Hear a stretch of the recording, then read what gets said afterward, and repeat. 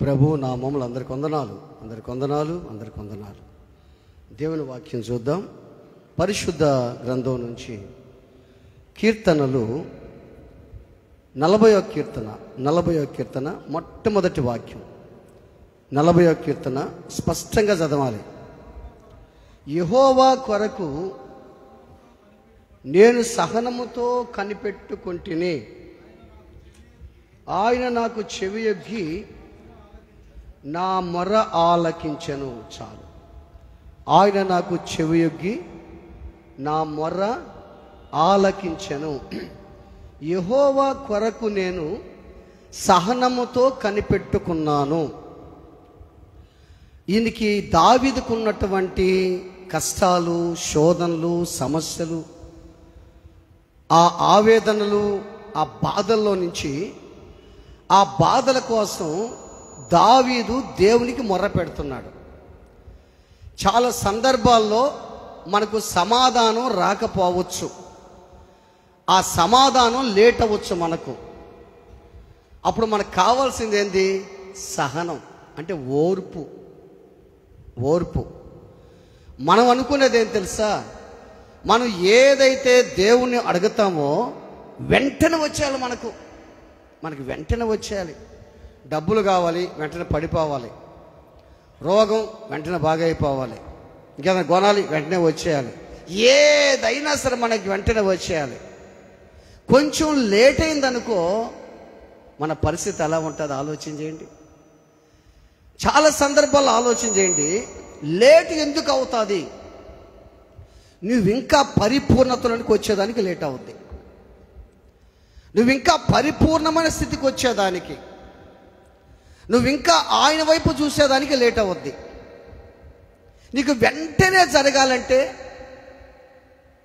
ఆలోచన చేయి. నాకు వెంటనే జరగాలని కోరుకుంటావు, కానీ దేవుడు నీకు వెంటనే జరగదు. చాలా సందర్భాల్లో వెంటనే జరుగుతుంది, కొన్ని సందర్భాల్లో ఏమవుతుంది? లేట్ అవుతుంది. కారణం ఏంటి తెలుసా? దేవుడు నిన్ను ప్రిపేర్ చేస్తాడు.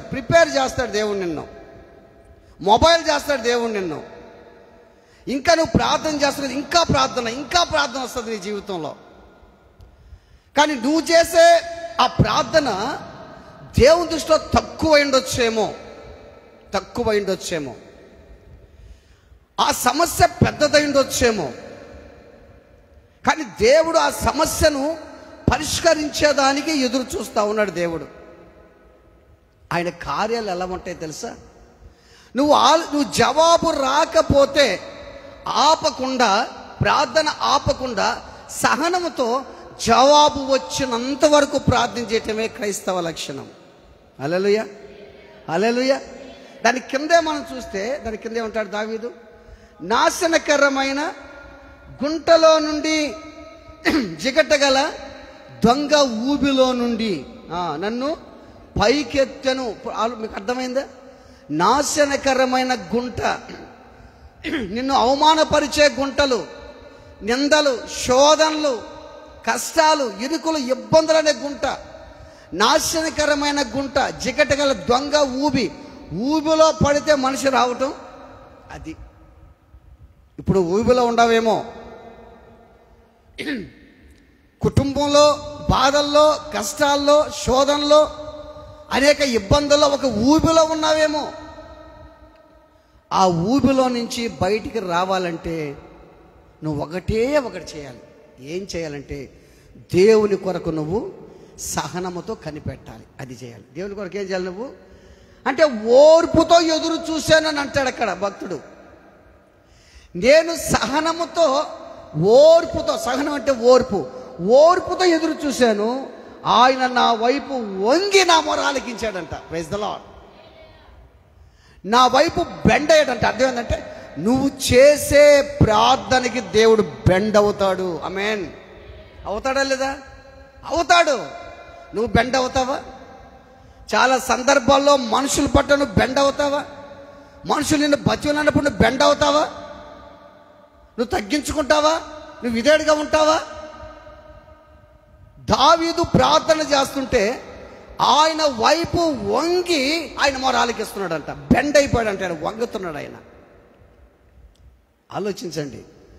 దేవుడు ఎంత ప్రేమ కలిగినాడు ఆలోచన చేయి. అంటే దేవుడు ఎప్పుడు నేను ఎదురు చూశాను, దేవుని కొరకు నేను జీవిస్తున్నాను, దేవుని కొరకు సహనముతో కనిపెడుతున్నా. నువ్వు చేసే ప్రతి ప్రార్థనలో ఏముండాలంట? సహనం, ఓర్పు, విధేయత. నువ్వు దేవునికి ప్రార్థన చేసేటప్పుడు నీ పక్కనే దేవుడు ఉంటాడు. 2 రోజుల కిందట నేను ప్రార్థన చేస్తాను, వేదంతో చేస్తున్న ప్రార్థన ఇంట్లో. ఇప్పుడు పాస్టమ్ కూడా లేదు కదా, ఒక్కడనే కదా, తలుపులు వేసుకొని హాయిగా మనసంతా విప్పి దేవునికి ప్రార్థన చేస్తుంటే, కన్నీరు గార్చి ప్రార్థన చేస్తుంటే, నేను ప్రార్థన చేస్తా ఉంటే నా వెనక ఒక వ్యక్తి చెయ్య నా వీపు మీద పెట్టాడు. హల్లెలూయా, హల్లెలూయా. ఎప్పుడైతే ఆ చెయ్య నా వీపు మీద ఇటు పెట్టాడో ఆ వేదనంతా ఎగిరిపోయింది. నాకు చాలా సంతోషం వేసింది. నువ్వు నా పక్షానే, నా దగ్గరే ఉన్నావు. యెహోవా కొరకు నేను సహనముతో కనిపెడుతున్నా. నాకు జవాబు రాలేదని కృంగిపోకుండా, ఆన్సర్ రాలేదని నలిగిపోకుండా, బాధపడకుండా, దేవుని వైపు సహనముతో ఎదురు చూస్తూ, అది వచ్చినంతసేపు ప్రార్థన చేస్తూ ఆయన దగ్గర గొప్ప ఆశీర్వాదాలు మనం పొందాలి. కానీ కొంచెం ఆలస్యం అవ్వచ్చు. ఎందుకు ఆలస్యం అవుతుంది? దేవుడు నేను ఇంకా పరిపూర్ణంగా మార్చేదానికి. ఎందుకు తెలుసా? ఎందుకు ఆలస్యం అవుతుందంటే నీవు క్రీస్తు వలె మారేదానికి. ఆమేన్. నువ్వు యేసు వలె మారేదానికి. ఇప్పుడు ఆలోచన చేయి. ఏం చదివి మన వాక్యంలో? యెహోవా కొరకు నేను సహనముతో కనిపెడుతున్నా. ఎవరి కొరకు కనిపెడుతున్నా? ఇప్పుడు మనుషుల కొరకు కనిపెడుతుంటాం. ఒక సందర్భాల్లో మనిషి ఏదైనా తెస్తాడేమోనని, మనిషి ఏదైనా ఇస్తాడేమోనని ఆ వ్యక్తి కొరకు మనం ఏం చేస్తాం? కనిపెడతాం, ఎదురు చూస్తాం. ఒకవేళ రావచ్చు, ఇవ్వచ్చు నీకు కూడా. దానివల్ల నీకు శోధనలు రావచ్చు, నిందలు రావచ్చు, అపనిందలు, అవమానాలు రావచ్చు. కానీ దేవుడిచ్చే కార్యం ఏంటంటే, దేవుడి కొరకు ఎదురు చూస్తున్నావే, అది ఇచ్చే ఆశీర్వాదం ఎలా ఉంటుందంటే చిరస్థాయిగా నిలిచిపోద్ది. అది ఆ ఆశీర్వాదం చిరస్థాయిగా నిలిచిపోద్ది. యెహోవా కొరకు ఎదురు చూచువారు ఏంటంట? నూతన బలము పొందుతారు. దేవుని కొరకు బాగా గుర్తుపెట్టుకో. మనుషుల కొరకు ఎదురు చూడటం, కోరికల కొరకు ఎదురు చూడటం, ఆశల కొరకు ఎదురు చూడటం, కోరికలు తీర్చుకునే దాని కొరకు ఎదురు చూడటం, కోరికలు తీర్చుకున్న దాని కొరకు, నీ శరీరం బాగుపడేదాని కొరకు, నా శరీరం పుష్టిగా అనుకునే దాని కొరకు,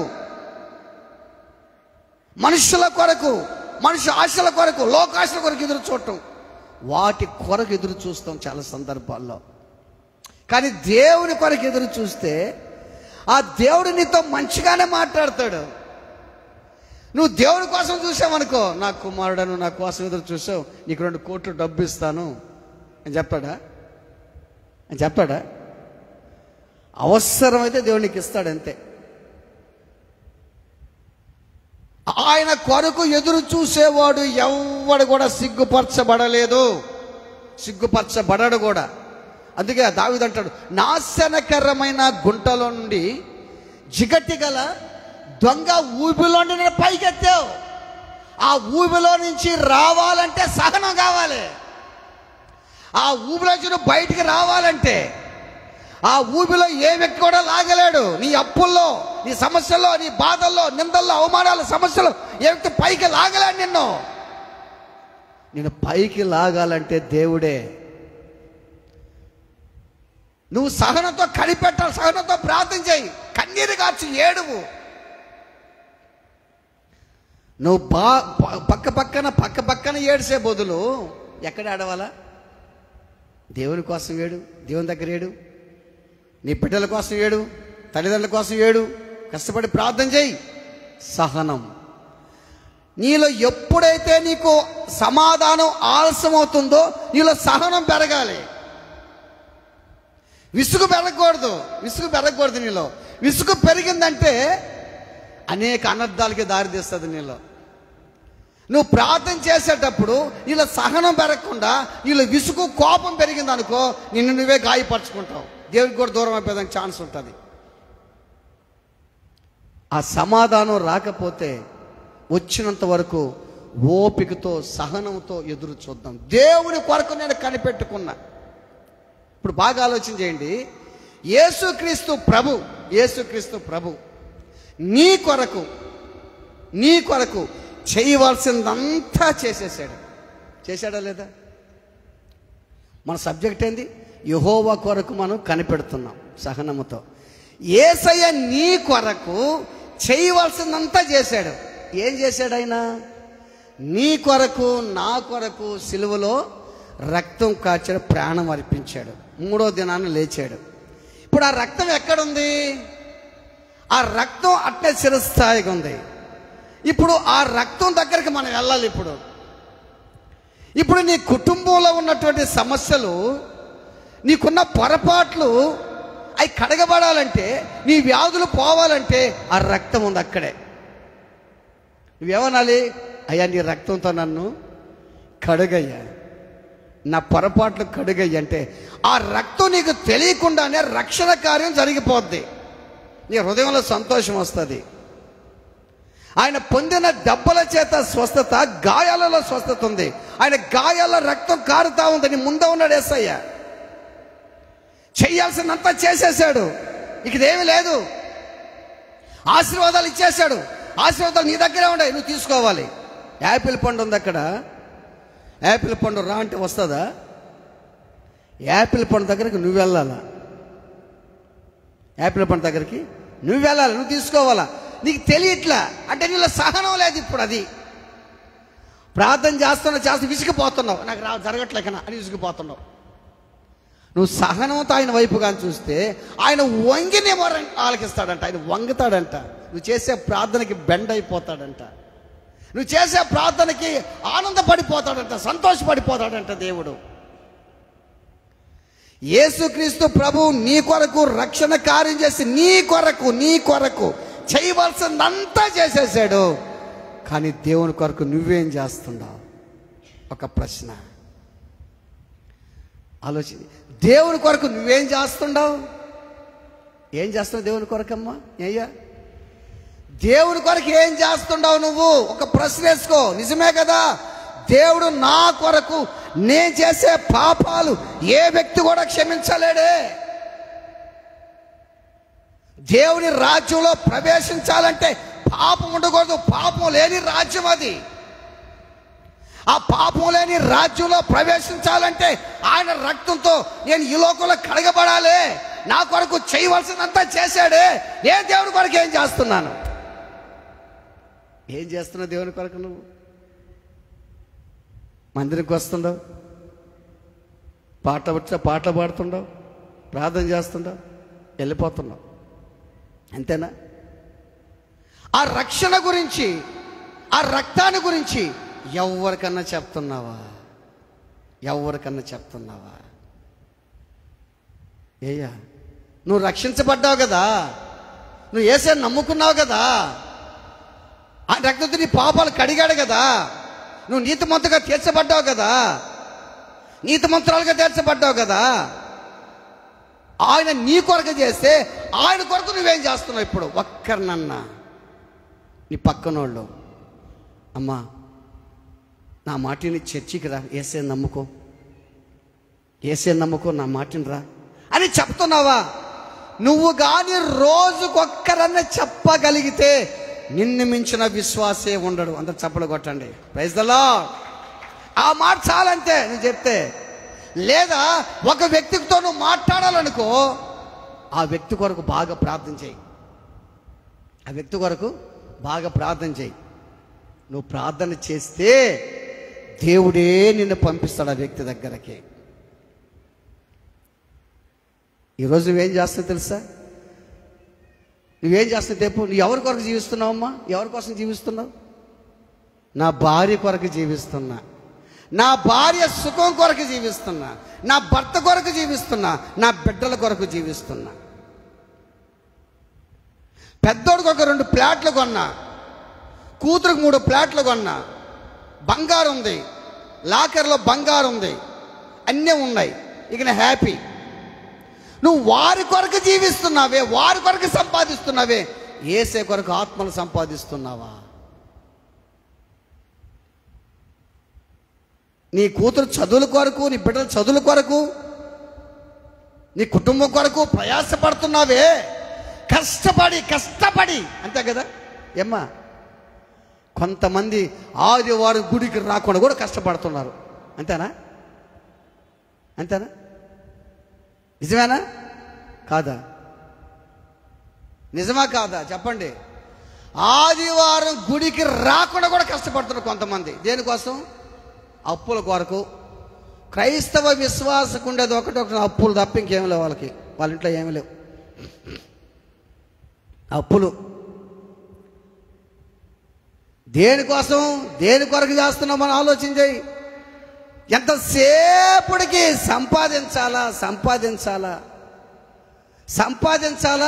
రోజుకి 500 కూలి తెచ్చుకోవాలా, 300 గొక్కలో పోసుకోవాలా, 200 ఇంట్లో ఇవ్వాలా.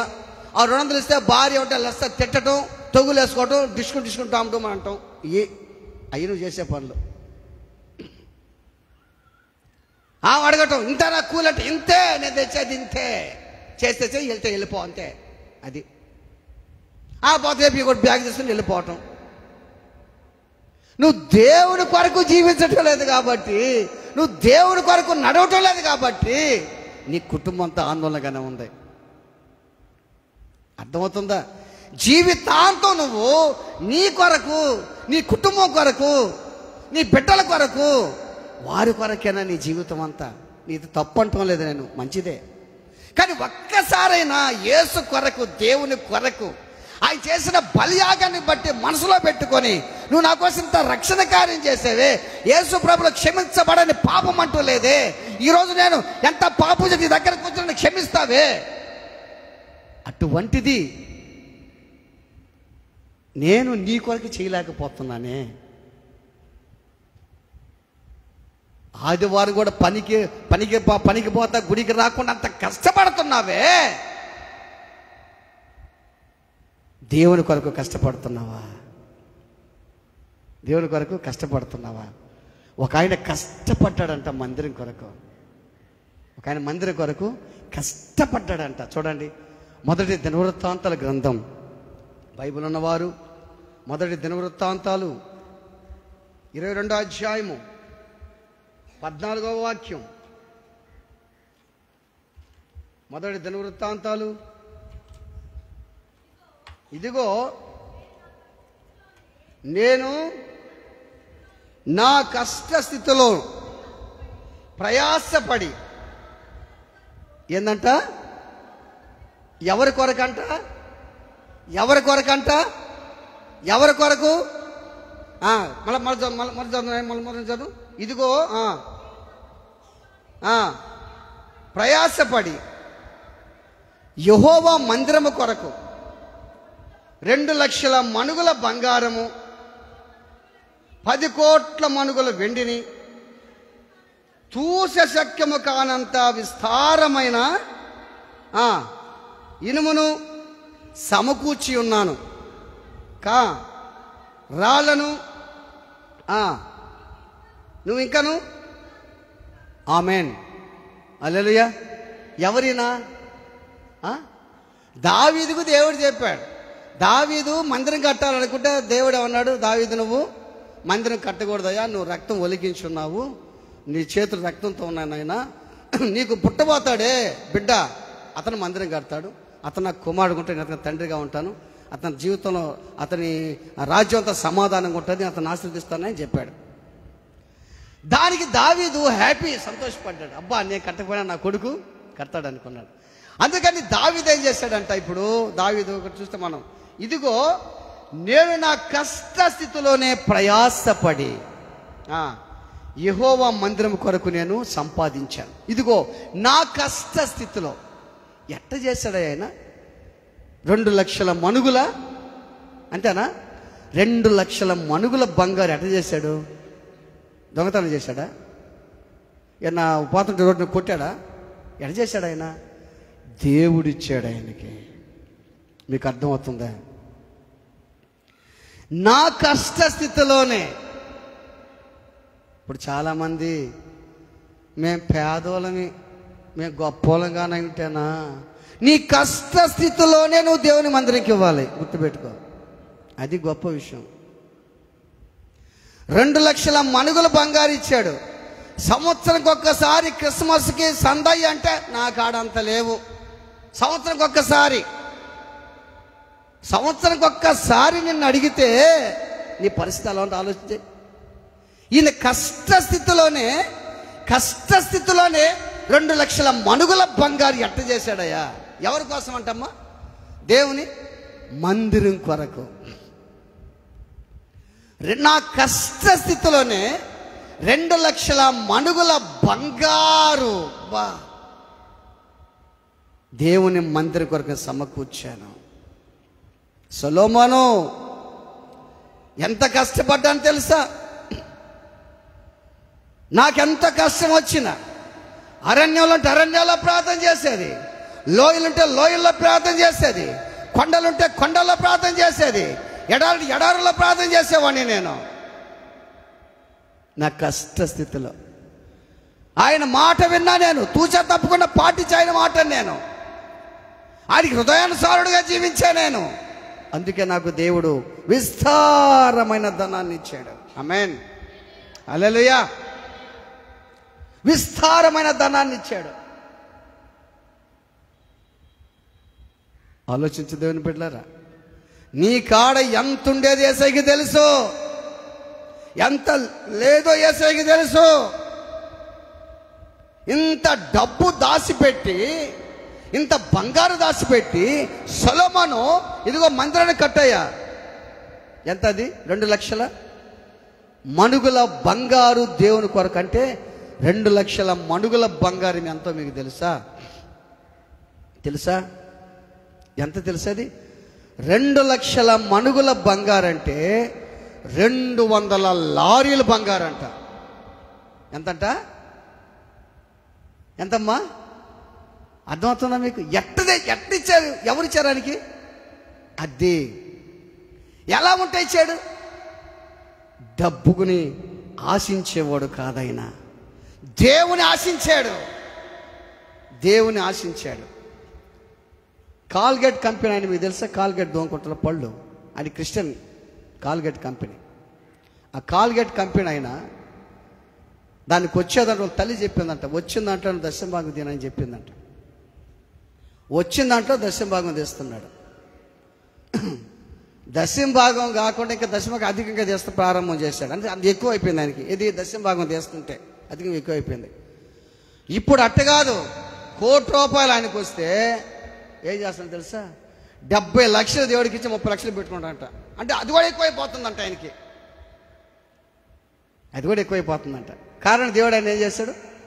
ఇదే అది కూడా. ఆదిలో ఆదాము, అవ్వలు, అబ్రహాములు దేవుడికి దశమ భాగాలు ఇచ్చారు. బైబిల్లో ఉన్నాయి. ఆదిలో ఆదాము, అవ్వలు మన పితరులు హేబేలు, కయ్యూనులంతా దశమ భాగాలు ఇచ్చినట్టుగా చూస్తాం. అందుకే నేను గొప్ప జనంగా చేస్తానన్నాడు దేవుడు. ఎవరిని? అబ్రహాముని.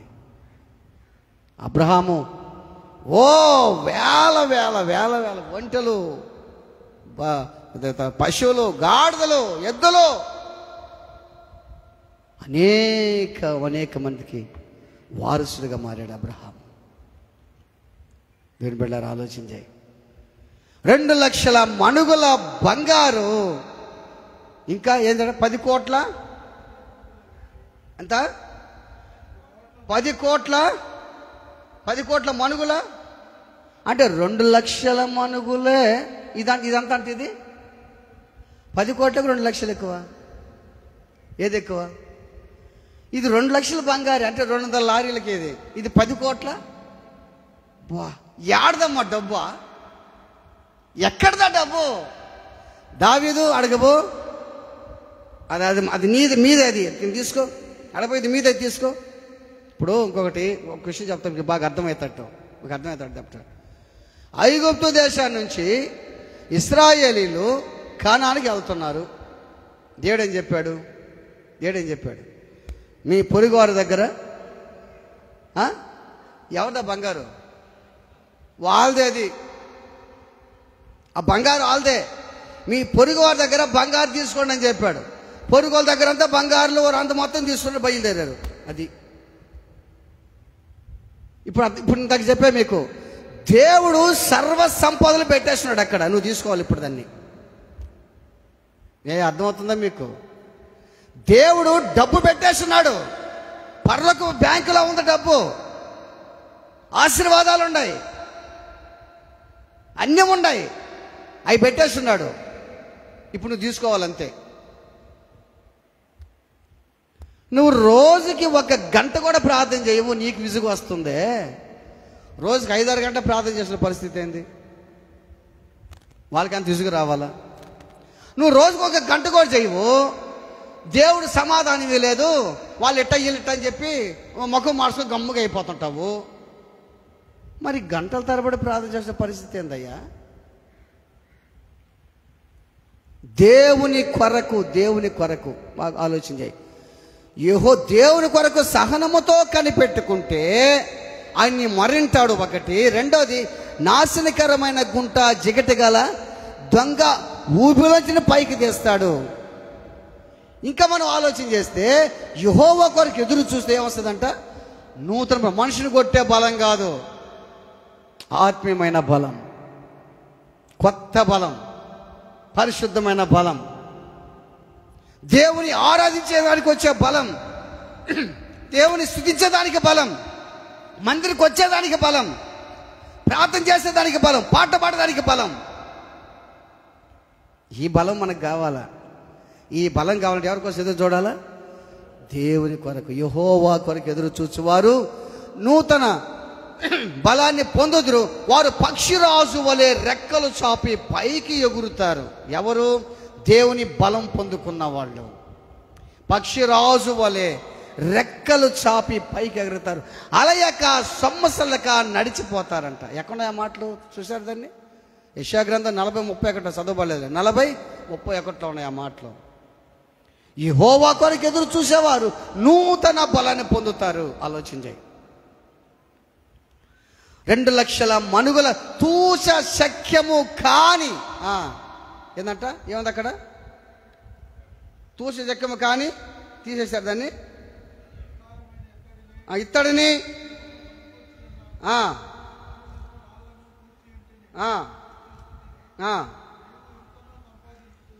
నీవు ఇంకను సంపాదించుదువుగాక. ఆమేన్. నేను నీకు ఇచ్చేసా. బాగా ఆలోచించాయి. దేవుడు నీకు ఇచ్చేస్తున్నాడు, నువ్వు తీసుకోవాలా. ఇప్పుడు సొలొమోనుకి దావీదు ఇచ్చాడు. సొలొమోను చేతులు చాపితే కదా దావీదు ఇస్తాడు. నువ్వు చేతులు చాపు. ఇప్పుడు ఎవరి కొరకు? దేవుని వైపు చేతులు చాపు. ఎట్టా? సహనంతో, ఓర్పుతో, ప్రేమతో, ప్రేమ కలిగిన మనసుతో దేవుని దగ్గరికి రా, కూర్చో. 2 రోజులు, 3 రోజులు, నెల, సంవత్సరం, 2 సంవత్సరాలు చేస్తే నాకు జవాబు రాలేదంటే అట్ట. ఆయన ఎవరైనా దేవుడు. నీతో మాట్లాడాలంటే ఎట్ట మాట్లాడతాడు? నీలో ఏది నచ్చని ఆయనకు ఉండకూడదు. ఆయనకి నచ్చేది నీలో ఉండాలా. నాతో మాట్లాడలేదని నువ్వు అంటున్నావే, నువ్వు ప్రార్థన చేస్తూ మందిరికి వస్తున్నావే, నువ్వు ప్రార్థన చేస్తున్నావు కానీ నీలో నచ్చని పాపాలు ఆయనలో కానీ తెలుస్తున్నాయి, ఆయనకు అర్థమవుతున్నాయి. నీలో ఉన్నాయి కొన్ని, అవి సరిచేయబడాలా. అప్పుడా దేవునితో మాట్లాడటం. ప్రతిరోజు అడుగుతా దేవుడు, నేను ఇంకా ఎట్ట మారాలి, ఇంకా ఎట్ట మారాలి చెప్పు, ఇంకా ఎట్ట మారాలి, ఇంకా ఏ విధంగా మారాలి, ఇంకా ఏం చేయాలి. మొదటి నుంచి నేను అడిగేది అది. మొదటి నుంచి ఇంకా ఎట్ట మారాలి.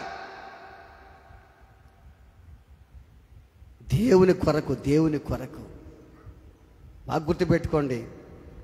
నువ్వు చేసే ప్రార్థన, చేసే విజ్ఞాపన దేవుడు ఆలకించి దేవుడితో మాట్లాడాలంటే నీలో ఇంకా ఏమున్నాయో.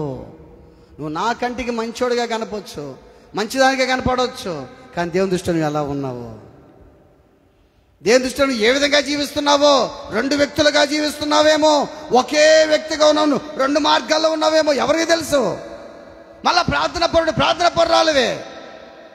నీలో నచ్చినట్టుగా నీకు నచ్చే మాటలు అవన్నీ కూడా దేవునికి నచ్చాలి. నీ పరిశుద్ధత దేవునికి నచ్చాలి. నీ అపరిశుద్ధత నీలో పెట్టుకొని ఇంకా ప్రార్థన చేస్తూ ఉంటే అది పోయిందాకా దేవునితో మాట్లాడ్డాడు. ఆలోచించాయి. దేవుడు దావీదు అంటాడు, దావీదు నువ్వు కట్టకూడదు మందిరాన్ని, నీ కొడుకు కడతాడు. సొలొమోనా నువ్వు మందిరం కట్టాలి, ఇదిగో ఇదంతా దేవుడు నాకు ఇచ్చాడు, నీకు ఇస్తున్నా తీసుకో, నువ్వు ఇంకా సంపాదించదువుగాక. ఆమేన్, ఆమేన్, హల్లెలూయా. బాగా గుర్తుపెట్టుకో, దేవుడు నీకు బాగా గుర్తుపెట్టుకో, దేవుడు నీకు ఆశీర్వాదాలు ఇచ్చేశాడు, దేవుడు నీకు మంచి దండలు ఇచ్చేశాడు, ఆయన దగ్గర ఉన్నాయి, ఆయన నువ్వు తీసుకుంటే ఇంకా నువ్వు ఆత్మలు సంపాదించదువుగాక. ఇంకో విషయం చెప్పేదే, దేవుని కొరకుగా నువ్వు ఇస్తే, దేవునికి నువ్వు ఇస్తే నువ్వు ఇంకా సంపాదించదువుగాక. సంపాదించేదానికి శక్తినిస్తాడు దేవుడు నీకు, బలాన్ని ఇస్తాడు దేవుడు నీకు, నరాల శక్తి, ఎముకల శక్తిని ఇస్తాడు దేవుడు, యాక్టివ్ ఇస్తాడు దేవుడు నీకు. దేవుని కొరకు నువ్వు పని చేయటం వల్ల, పేరుకి చేస్తున్నావు కానీ దేవుని కొరకు జీవించటం వల్ల నువ్వు దేవుని కొరకే కానీ జీవిస్తే దేవుడు నీలో ఉంటాడు. నీ భార్య కొరకు, నీ బిడ్డల కొరకు కాదు, అందరం బావాల్సిందే. నువ్వు దేవుని కొరకు జీవిస్తే ఆయన శాశ్వతంగా ఉంటాడు. నువ్వు దేవుని కొరకు కానీ జీవిస్తే, ఏసయ్య నేను నీ కొరకే జీవిస్తానని చెప్పి ఆయన కొరకే జీవించి ఆయన వైపే చూస్తుంటే నీ నిమిత్తమై దేవుడు నీ కుటుంబం అంతా ఆశీర్వదిస్తాడు. నువ్వు దేవుని కొరకు జీవిస్తే కొంత ఆ పనులు ఎట్లుంటాయో తెలుసా? చాలామంది రాత్రి అయిన తర్వాత కష్టపడి కష్టార్జితమైన ఆహారం తిరుగుతుంటే వ్యర్థమే. ఉదయం నుంచి రాత్రి దాకా ఏం చేస్తావు? పని పని పని పని పని చెయ్యి, పని చెయ్యి, సంపాదించుకయ్యా, సంపాదించుకమ్మా. దేవుని కొరకు ఏం పని చేస్తున్నావు తల్లి? అయ్యా దేవుని కొరకు ఏం పని చేస్తున్నావు నువ్వు? మందిరంకి వస్తున్నావు, పోతున్నావు, ఇంకేమన్నా చేస్తున్నావు? మందిరం కొరకు ప్రార్థన చేస్తున్నావా? మందిరంలో కూర్చొని రెండు చేతులు పైకెత్తి విశ్వాసుల కొరకు, ఆత్మల కొరకు ప్రార్థన చేస్తున్నావా? ఎంతసేపు ఇంటికి పోతే నీ కొరకు, నీ కుటుంబం కొరకే చేస్తున్నావే కానీ సమస్తం పులిని చూసి నక్కలు వాతలు పెట్టుకున్నట్టు వాళ్ళ బాగుండి చెప్పి మనం కూడా బాగుండాలి. అందుకు అప్పులు పాలైపోయిన జనాలు. దేవుని బిడ్డలారా ఆలోచించి, ఒక వ్యక్తి ఉన్నాడు బైబిల్లో, ఇంకో వ్యక్తి, ఆ వ్యక్తికి దయ్యాలు బట్టి ఉన్నాయి. ఆ వ్యక్తికి దయ్యాలు. ఏ దయ్యాలు అయ్యి? సేనా దయ్యాలు. ఏ దయ్యాలు? సేనా దయ్యాలు. సేన అంటే 3000 నుంచి 6000 దాకున్న దయ్యాలు సేనా దయ్యాలు. అన్ని దయ్యాలు ఉన్నాయి వాళ్ళు. దేవుడు వచ్చాడు, యేసు ప్రభు వచ్చాడు, దయ్యాలు అల్లగొట్టాడు, అన్ని పందులకి చచ్చిపోయినాయి. ఆ పందుల మేపలకు మీటింగ్ పెట్టుకొని యేసుని అల్లగొట్టారు, మీరు వెళ్ళిపోని అన్నారు. దయ్యాలు పట్టినాడు స్వస్థచిత్తుడుగా ఉన్నాడే, బట్టలు ధరించుకొని. వాడు ఏమన్నాడు తెలుసా? నేను నీతో ఉంటానయ్యాని అన్నాడు. నువ్వు నాతో ఉండాను, నేను నీతో ఉంటానయ్యాని అన్నాడు. యేసు ఏమన్నాడు? అరే నాయన, నేను నీ కొరకు ఈ లోకానికి వచ్చాను, నీకు నేను స్వస్థత ఇచ్చాను, నువ్వు బాగుపడ్డావు, కానీ నా కొరకు నువ్వు ఏం చేయాలి?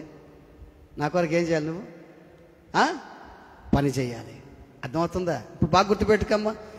ఎంతమంది మందిరములో అపవిత్రాత్మల చేత, చాతబడి కట్ల చేత, ఎంతమంది అయితే వ్యాధుల చేత నలిగిపోయి బాగుపడ్డారో వాళ్ళు ఎవరు దేవుడి కొరకు పనిచేస్తున్నారో?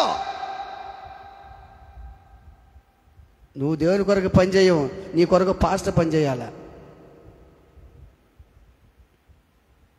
నీలో అపవిత్రాత్మలు ఉన్నాయి, దేవుడు తీసేశాడు, వ్యాధులు తీసేశాడు, రోగాలు తీసేశాడు. ఆయన నీ కొరకు వచ్చి నిన్ను బాగు చేస్తే నువ్వు ఆయన కొరకు ఏం చేస్తున్నావయ్యా? ఏం చేస్తున్నావమ్మా? ఆలోచించు. యాండర్ వాళ్ళంతా ఎక్కడున్నారో తెలియదు వాళ్ళు. దేవుని కొరకు చేయటం. ఈడేం చేశాడు?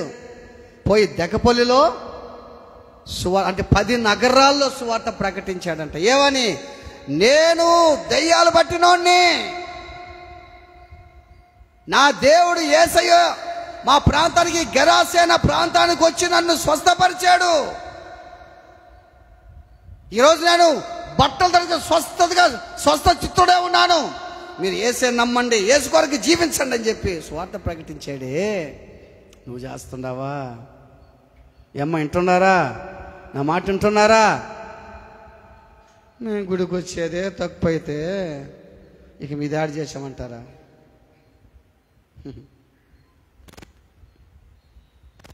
దేవుని కొరకు నువ్వేం చేస్తున్నావు పని? దావీదు మందిరం కొరకు ధనాన్ని సమకూరిస్తే ఈ దయ్యాలు పట్టినోడు దేవుని కొరకు స్వార్థ ప్రకటించాడు. బైబిల్ ఇంకొక ఆయన ఉన్నాడు, ఎవరినంటే వాళ్ళని చంపేశాడు.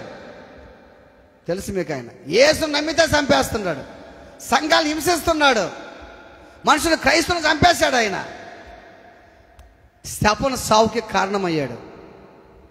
ఎవరైనా? అపోస్తుడైన పౌలు. దమస్కుకి వెళ్తున్నాడు, వాళ్ళు కూడా చంపేసేదానికి. దేవుడు మధ్యలో కనిపించి డైరెక్ట్గానే కనిపించాడు. ఆ వెలుగుతో యేసు కనిపించాడు ఆయనకి.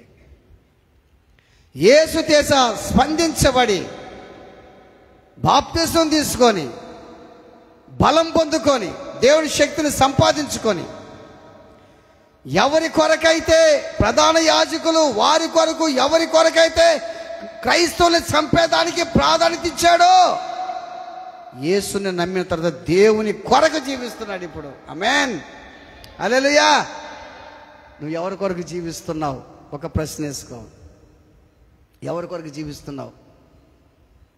నా మనసంతా నా మనవడి మీద తగతగలాడుతుందయ్యా. నా మనసంతా మనవరాలే, కూతురే, భర్తే, భార్యే. భార్య కొరకు జీవిస్తున్నావు, భర్త కొరకు జీవిస్తున్నావు. ఎవరి కోసం జీవిస్తున్నావు? వాళ్ళ కోసంగా దేవుని కొరకు జీవించు. భార్యాభర్తల బంధం దేవుడికి తెలుసు, భార్యాభర్తలు బాగుండాలని దేవుడికి తెలుసు. కానీ నువ్వు దేవుని కొరకు జీవిస్తే దేవుడు నిన్ను ఒక ఉన్నతమైన స్థితికి తీసుకెళ్తాడు. నీ నిమిత్తమై దేవుడు నీ భార్య బిడ్డలు దీవిస్తాడు. జీవించువాడును నేను కాదు, ఇక జీవించేది నా యందు క్రీస్తే. ఎవరన్నది మాట? ఆయనే, పౌలే. ఏమన్నాడు? నా మట్టుకైతే బ్రతుకుటే క్రీస్తు, చావు అయితే. ఆ మాట నువ్వు అనగలుగుతావా? నువ్వు అనగలుగుతావా? నా మట్టుకైతే క్రీస్తు కోసం బతుకుతానయ్యా, నేను క్రీస్తు కోసం చనిపోతాను అంటావా? నువ్వు అంటావు? అనగలవా అసలు ఆ మాట? అనగలవా? నా మట్టుకైతే బ్రతుకుటే క్రీస్తు, చావు అయితే నాకు లాభం. లాభం. ఎవరి కొరకు నువ్వు జీవిస్తున్నావు? నీకు ధైర్యం కావాలంటే దేవుని కొరకు నువ్వు జీవించాలి. Praise the lord. సో ఒకసారి చూడండి, 27 కీర్తన 27వ కీర్తన 27వ కీర్తన 14వ వాక్యం.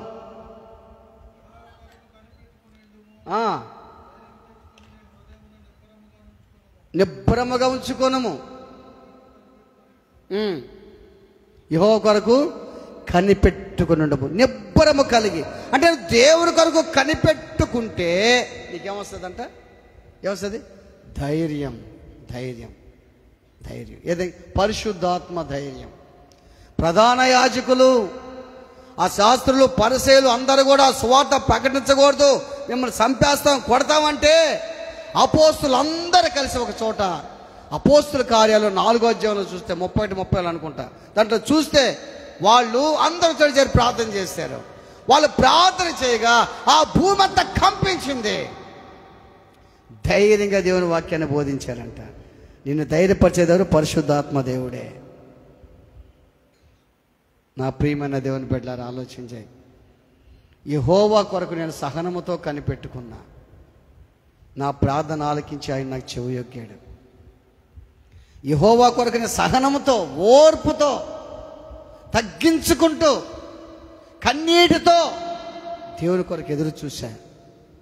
నా ప్రార్థన ఆలకించే దేవుడు వంగి నా వైపు చూశాడు, నా ప్రార్థన ఆలకించాడు. చూసావా ఎంత మంచి వాక్యమో చూడండి. ఈ 40వ కీర్తన ఎటువంటిదంటే రత్నం లాంటి కీర్తన అంట. ఏం కీర్తన అంట? ఏందంట? రత్నం, ముత్యం. ఈ 40వ కీర్తన చాలా ప్రాముఖ్యత ఉంది. ఈ 40వ కీర్తన రత్నం లాంటి కీర్తన. ఈ కీర్తన అంతగా చదివితే బాగా అర్థం చేసుకుంటే యేసుక్రీస్తు ప్రభు గురించి రాసిన కీర్తన, యేసయ్య గురించి రాసిన కీర్తన. దేవుని బిడ్డలారా చూడండి, నువ్వు సహనముతో దేవుని కొరకు కనిపెట్టుకుంటే దేవుడే నీ జీవితాన్ని ఆశీర్వదిస్తాడు. ప్రార్థన చేసుకుందాం, తల్ల వంచుదాం, కళ్ళు మూసుకుందాం, అందరం పైకి లక్షలు పడదాం.